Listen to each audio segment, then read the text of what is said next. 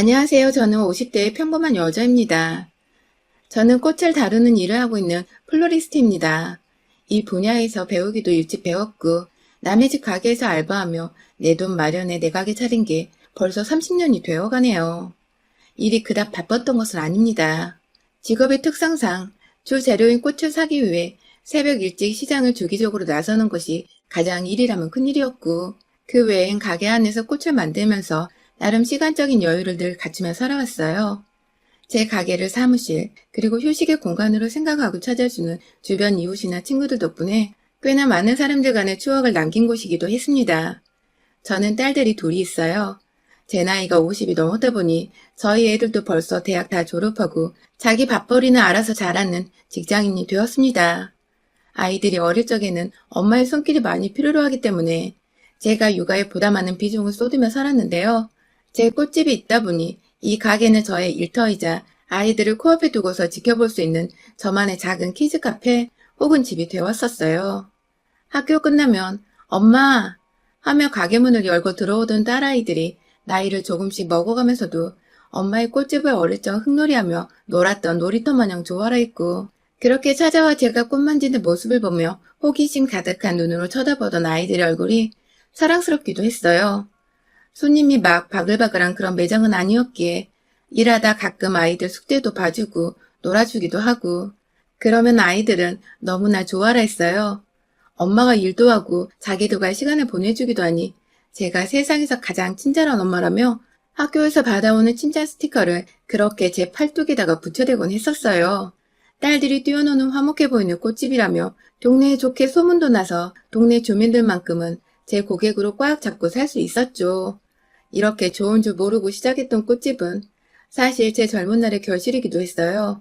돈이 없어 대학을 갈 수 없었고 어디 취업이라도 해보려고 막 여기저기 일자리를 알아보다가 우연히 잡게 된 첫일이 바로 꽃집 일이었습니다. 꽃을 어떻게 만지는 줄 하나도 몰랐던 저는 그냥 손님들 오면 인사하고 상담하며 가게를 맡는 업무를 시켜주신 사장님의 말만 따라 정말 열심히 가게만 지켰어요. 그러다 보니 손님 상대하는 법도 제법 배웠고, 비록 알바의 개념이었지만 투잡으로 밤에는 주방 알바도 하며 열심히 돈을 모았죠. 오랫동안 근무를 하다 보니 좋은 사장님 덕에 플로리스트 교육과정도 공짜로 배워봤고, 그러다가 태어나 처음으로 꿈이란 걸 가지며 플로리스트 자격증도 획득하게 되었습니다. 얼떨결에 일하며 돈을 벌고 직업을 얻고 더 잘 살아가자는 꿈과 희망을 키워보게 된 것이었죠. 그렇게 일찍부터 차근하게 그리고 꾸준히 일해서 제 돈으로 제가 벌어서 지은 제 가게였어요. 첫 가게인데 운 좋게 좋은 건물주 만나고 좋은 손님들 만나서 이 자리에 아주 뿌리를 박은 채 일을 하게 되었죠. 그렇게 나름 웃음이 끊이질 않으며 제 일과 육아에 최선을 다하며 살았는데, 그런 제게도 먹구름 가득한 근심을 주며 제 속을 뒤집곤 하던 것이 있더군요. 바로 저희 애들 아빠였어요. 사람은 참 괜찮은 사람이었습니다. 자주는 절대 아니었지만 어쩌다 제 가게에 찾아오는 날에는 매장 주변 거리까지 쓸어주며 청결하게 가꿔주려 도와주던 사람이었고, 딸들이 아빠를 잘 따르는 모습이 보이니 동네 사람들에게도 살갑고 다정한 아빠로 비춰졌죠. 밖에선 애들한테 늘 잘하고 두 손에 꼭 끼고 다니니 그 당시에 없던 딸바보란 말들이 먼저 남편에게 쓰여졌을 정도였답니다. 하지만 이런 사람이 제 앞에서만큼은, 그리고 집에서만큼은 늘 달라졌어요. 남편은 타 지역 동네 구청에서 일하는 공무원이고 앉아서 일하는 사무직이다 보니 딱히 체력이 필요로 하는 직업은 아니었습니다. 그럼에도 사무직도 정신적인 스트레스를 받을 일이 있을 수 있고 또 주민들 민원 등 머리 쓸 일이 많을 테니 전 단 한 번도 남편의 직업과 일을 무시한 적도 쉽다고 여겨본 적도 없었어요. 하지만 남편은 제가 그런 마음을 내심 품고 있지 않을까 하는 오해를 은연중에 드러내곤 했습니다. 사실 제가 가게를 차리던 당시엔 이미 남편과 결혼을 한 상태였거든요. 첫째 아이를 가지기 딱 직전이었던 것 같아요. 결혼을 했다고 해서 남편의 도움을 받은 것도 아니었고, 오로지 제 발품을 팔아 가게를 알아보고 돈을 지불해 인테리어까지 다 마친 제 손으로 거쳐간 가게였습니다. 옆에서 남편은 단지 콧방귀 좀 꼈던 것 같아요. 와이프가 꽃집 한다는 소리를 꺼내기 좋아했던 남편은 그저 남들 눈에 저희 부부가 어떻게 비춰지는 것에만 흥미가 있었을 뿐, 정작 제겐 여자가 꽃 팔아서 얼마나 벌어 남기겠냐며 장사를 시작하기 전부터 힘 빠지는 소리를 해댔어요. 뭐 다행히 제가 이런 실없는 소리를 듣고 상처부터 받는 성격이 아니었던지라 좋게 좋게 무시하고 넘어갈 수 있었고요. 그런데 장사를 시작하고 한 1년 정도는 정말 사람이 좀 뜸했지만 제가 요즘 애들이 하는 페이스북이나 카카오 스토리도 없던 그 당시에 전단지 돌리고 혼자 꽃꽂이 강의 거리들을 발품 팔아 찾아다니면서 일거리를 억지로 만들고 차츰 얻어오다 보니 남편보다는 더 벌게 되더라고요. 아무래도 그 시절 공무원 월급보다야 비록 꽃 파는 일이라도 사업에서 키워가던 제가 더 여유롭게 벌어올 수 있었던 거죠. 그러자 남편은 저 때문에 기가 죽겠다는 죽는 소리를 자주 꺼내기 시작했어요. 저 하나로 인해 돈 벌 기분이 안 난다고. 남자가 기껏 밖에서 열심히 일을 해와도 꽃이나 파는 여자보다 못 번다는 사실을 누가 받아들이겠냐며 술을 마셨다 하면 집 앞에서 제 욕을 하느라 현관 문턱을 넘지 못했어요. 남들은 와이프가 돈을 잘 벌어오면 그렇게 예뻐 죽겠다고 하던데 우리 집은 왜 사랑하는 사람을 두고서 이리도 얄팍한 자존심부터 내세우고 있는지 이해하기 사뭇 힘들었습니다. 자연스레 아이를 임신했는데도 남편은 겉으로만 돌았고 큰 딸아이는 태어나서도 한참을 아빠에게 관심도 받지 못한 찬밥 신세가 되었어요. 아이에 대한 남편의 무관심이 어느 순간 다 저 때문인 것 같더군요. 제가 일을 해서 남편의 자존심이 긁혔고 그 때문에 내 새끼가 아버지로부터 외면을 받는 게 아닌가 싶어 오만 가지 죄책감에 사로잡히기도 했었습니다. 그러다 남편이 조금은 나아지는 사건이 발생했어요. 철밥통이라는 그 공무원 남편이 일하다가 정말 거의 잘릴 뻔한 적이 있었거든요. 구청 안에서 일하다가 주민과 무슨 큰 문제가 있었던 건지 민원신고를 대량으로 받는 바람에 상사한테 불려가 사유서를 썼고 천만 다행히게도 잘리진 않고 몇 개월 간보만 되는 정도로 일이 마무리되었어요. 나중에 남편이 털어놓은 말이긴 한데 당시 남편으로서는 그 일이 청천벽력같이 느껴졌었다고 해요. 당연히 죽을 때까지 자신을 먹고 살릴 일이라 여겼는데 어느 순간 성질을 제어하지 못하고 민원에 반박했다 일이 커진 바람에 간부까지 되었다며 앞으로는 진짜 죽은 듯이 조용히 살아야겠다고 하더라고요. 그제서야 감봉된 가장이 뒤에서 꾸준히 돈을 잘 벌어오는 저의 중요성, 아니 필요성을 느꼈는지 남편은 제가 일을 하는 것에 대해 무척이나 떠받들어 주기 시작했고 그 덕에 남편도 이제 정신을 차린 것 같아 전 아이를 키우며 일에 더 몰두를 잘 할 수 있었어요. 진작에 좀 이럴 것이지. 왜 그리 삐딱하게 와이프를 바라보며 지내는가 싶어서 남편과 잘 지내는 동안 하소연도 많이 했고 울기도 많이 울었습니다. 남편은 뒤늦게야 자신의 행동들에 부끄러움을 느끼고는 제 앞에서 다신 배우자를 무시하거나 마음 다치게 하지 않겠다고 참여하는 모습을 보였어요. 딸아이도 잘 보살펴 주었고 뒤늦게야 사랑을 쏟아부어 줄 수도 있게 되었어요. 처음이 서툴 뿐이었지. 한번 딸아이에게 사랑을 베푸자 점점 이 사람은 대담해져 어디서든 딸아이가 없으면 안 될 정도로 마음이 홀라당 아이에게 빠져 있었죠. 뭔가 남편의 성격이 유해지고 절 인정해주니 부부 사이가 좋을 수밖에 없었고 자연스레 가정의 화목이 깃들며 아이의 웃음소리도 커져갔어요. 그 사이 둘째 딸아이도 태어났고 우리 네 사람은 그렇게 온전히 가족의 완전체 형태를 갖춘 채 앞으로 잘 살 일만 남았다 여겼죠. 하지만 남편은 이내다시 제 마음 깊숙이에서 살갗을 마구 도려내고 심장을 짓누르는 사람이 되었습니다. 무려 내일 모레 환갑을 앞둔 50대 갱년기 여자가 되어버린 지금까지도 무려 20년이 훌쩍 넘는 시간 동안 말이죠. 시작은 바로 외도였습니다. 둘째 딸이 4살 되던 해 남편에게 여자가 생겨버린 것이었죠. 그간 하도 공무원 월급이 짜다고 죽는 소리를 하면서도 안 잘린 게 어디냐며 마지못해 출근하던 남편이 가여워 기라도 살려보겠다고 제 신용카드 한 장을 건네줬었어요. 어디 밖에서 직원들한테 커피 한 잔 정도는 부담 없이 사주라는 마음에서였죠. 하지만 그 카드가 전혀 엉뚱한 곳에서 쓰이고 있었더라고요. 집안의 각종 공과금 신청이나 결제 문제부터 시작해서 일반 카드 말고는 은행 가서 신용카드 한 장을 제대로 발급받아 본 적이 없던 남편은 집으로 우편을 통해서 카드 공지서가 날라오는 것조차 몰랐나 보더라고요.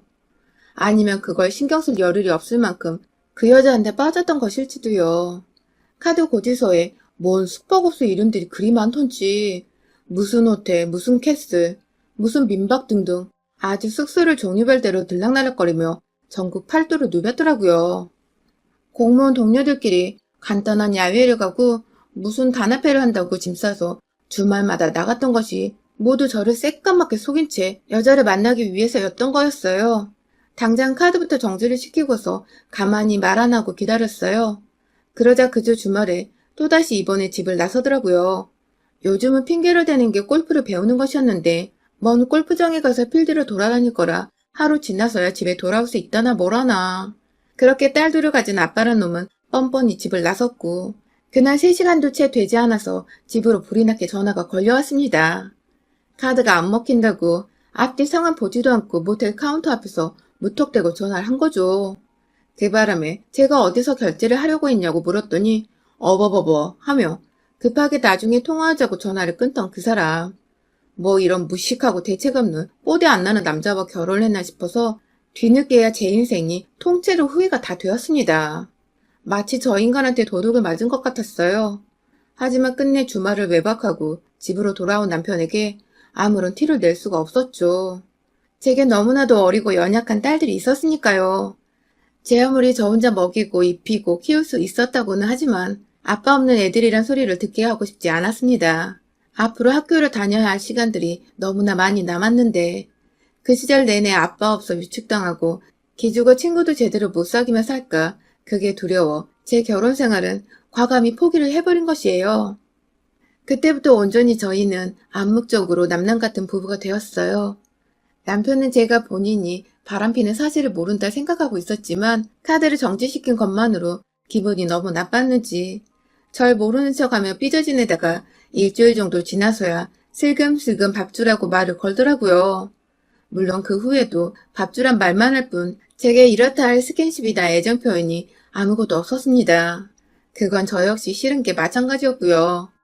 쇼윈도 부부로 살 이유가 없는 평범한 사람들인데도 불구하고 저는 아이들을 위해 남편이 필요했고 남편은 그저 집에 오면 밥 차려주고 그나마 돈이라도 벌고 있는 와이프에게 용돈이라도 구걸할 수 있었으니 필요에 의해 철저히 함께 살았던 것 같아요. 남편은 돈이 필요하면 가게에 찾아와 제 일을 도와주고 오다 가다 마주치는 이웃들께 우리 와이프 잘 부탁드려요 하면서 아양 아닌 아부를 떨어줬고 그 모습이 너무 가증스럽고 얄미웠지만 그런 저희 부부를 아무것도 모른 채 보기 좋다고 칭찬해 주시는 이웃분들의 말씀에 저도 따라 웃음을 지을 수밖에 없었습니다. 이 동네 이 가게 모두가 제 손님들이었는데 소문 한번 잘못 났다가 괜히 남아있는 제 전부인 가게까지 피해가 갈까봐 걱정이 되었거든요. 그 사이에 아이들은 자라났고 아이들의 눈에는 저희 부부가 훤히 들여다 보였을 겁니다. 특히 저희 큰딸은 늘 제게 언제든 엄마가 원하면 홀로서기를 할 수 있도록 응원하겠다는 말을 학생 때부터 해주곤 했어요. 그 어느 말보다 제게 힘이 됐고 고마웠던 말이었죠. 그러다가 얼마 전 큰 딸아이가 결혼을 하게 되면서 이제 작은아이만 시집을 보내면 진짜로 이 지긋지긋한 결혼 생활을 끝내버려야겠다고 다짐을 하고 있던데 저희 남편이 저를 도발하기 시작했어요. 글쎄 최근 들어서 저희 남편을 보았다는 손님들이 많아진 것입니다. 저는 나가지도 않은 산책을 남편과 보기 좋았다면서 지나가는 말로 해주시는 어른들이나 밤에 남편을 보았다면서 이 근처로 우리 가족들이 이사를 온 건지 묻는 사람들도 있었어요. 모두 저희 가게로 오고 가는 손님들이거나 다른 주변 가게 사장님들의 지인분들이어서 제 귀로 금방 들어온 것이었죠. 순간 아찔하더군요. 혹시 이 인간이 그 사이 또 다른 여자를 만나고 있었던 건가 싶어서요.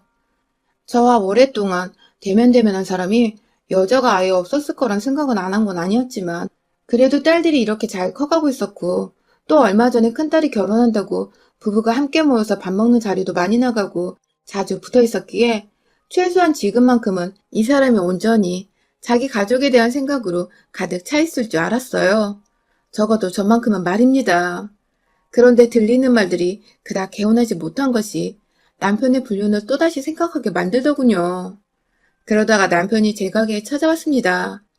과거나 지금이나 달라진 거 없이 제게 돈을 달라며 이번에 친구들 만나는데 술값이 부족할 것 같다며 공무원이란 사람이 와이프한테 돈을 받아내고 가더라고요. 돈이 부족한 건 핑계였고 보다 값 나가는 것을 사려고 한 것이었죠. 그게 불륜녀의 선물이 될 수도 있었고요. 요즘은 장사가 잘 안 돼서 용돈을 못 주겠다고 하자 남편은 뭐 그런 경우가 다 있냐며 자기가 이제 은퇴를 하면 공무원 연금이 따박따박 나와서 함께 먹고 살 텐데 그때를 생각해서라도 나한테 미리미리 챙겨줘야 하는 거 아니냐며 아주 달린 입이라고 헛소리를 늘어놨어요.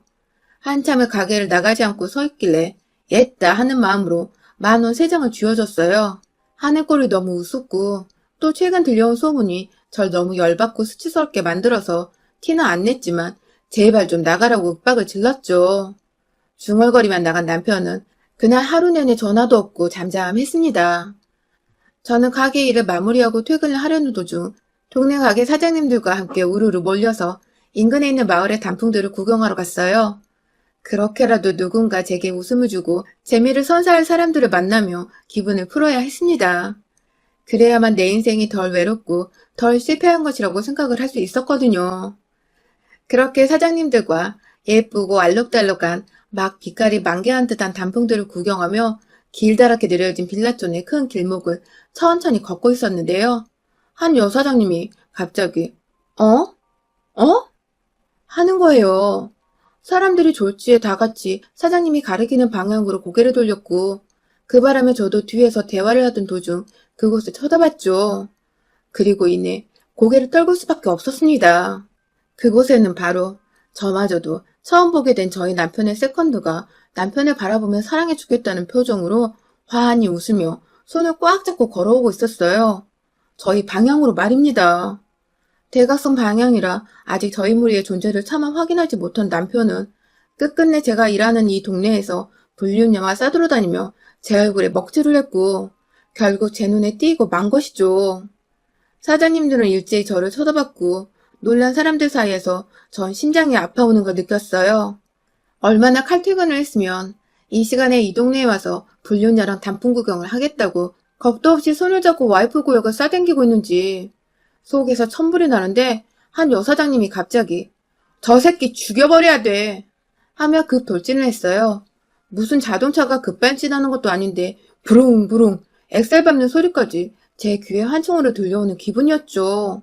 마구잡이로 대각선 방향에 제 남편에게 뛰쳐간 그 사장님은 저와 유독 가깝게 지내며 서로의 매장에서 믹스커피 한 잔 정도는 매일같이 나눠 먹는 사이였는데요.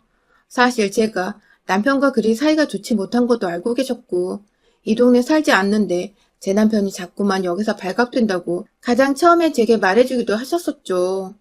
대충 상황이 파악되셨는지 옆에 있는 게 불륜녀지? 하며 다가가시니 주변에 있던 여사장님들이 일제히 분노하기 시작하셨죠. 그러니까 우리가 지금 불륜 현장을 먹고 간 거야? 하면서 일제히 또 첫 선두로 나선 사장님을 따라 우르르 몰려가신 사장님들. 아, 우리 언니들 결국 일내고야 말았습니다. 다짜고짜 뛰쳐가 남편에게 주먹부터 날리자 뒤늦게야 모두 자기 와이프랑 친하게 지내는 그 사장님들이란 것을 알아채고는 인원수에 놀라서 뒷걸음치던 남편. 그 와중에 일부 사장님들이 불륜녀한테 다가가 해코지를 하며 머리를 몇 대 치시는 바람에 조만간 진짜 큰일이 날 것 같았어요. 그때 불륜녀가 분위기 파악 못하고 말하더라고요. 당신 와이프가 이 무식한 여편네 중에서 누구야 도대체? 라고 말입니다. 본인 딴에는 기죽지 않으려고 센 척을 해본 것 같은데 죽으려고 아주 환장을 한 거였죠. 그 소리에 빠기친 우리 대한민국의 아줌마 사장님들.